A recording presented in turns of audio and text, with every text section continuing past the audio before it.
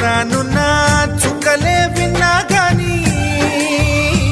కదిలించలేదా కాస్త కూడా నీ మనసుని పరదాలు దాటి ఒక్కసారి పలకరించవేమి అందరినీ ఇలా వెంటపడి అడగాల సరదాగా నువ్వే ఎదురైతే సరిపోదా నిద్రపోతున్న రాత్రి నడిగా గుటికి చేరిన గువ్వల నడిగా